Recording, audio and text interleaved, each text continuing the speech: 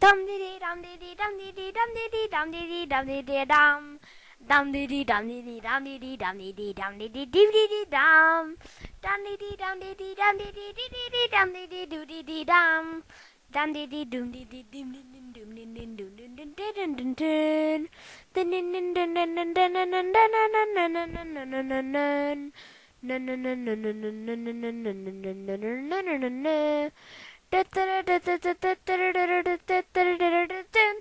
din din. Idag handlar det om Elddonet. Det är ett elddon som man kan göra eld av. Det går en soldat till ett träd för han tänker leva där för evigt.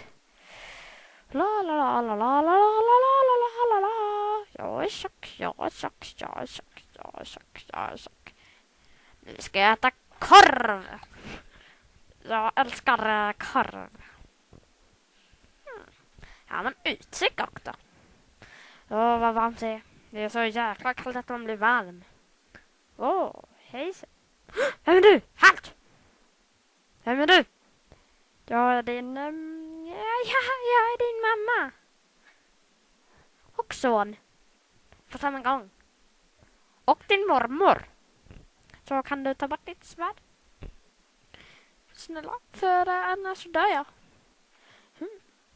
Varför ska jag ta bort det? För att, ja. Snälla, jag säger snälla. Då borde du göra det. Snälla. Ska du bo här? Ska du det? Svara mig. Någon gång svara. Ska du bo? Ja, det ska jag väl. Det är väl rätt så skönt här. Men då kan ni bo i trädet.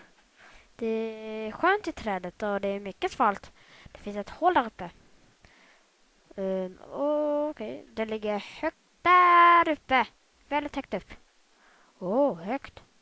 Jag har det här repet och det är väldigt hårt så att jag inte trillar ner och dör.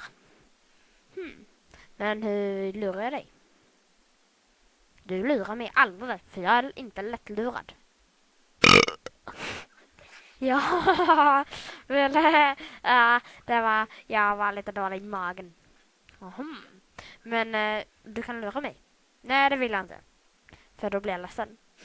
Men ska du gå ner? Ska du gå ner någon gång?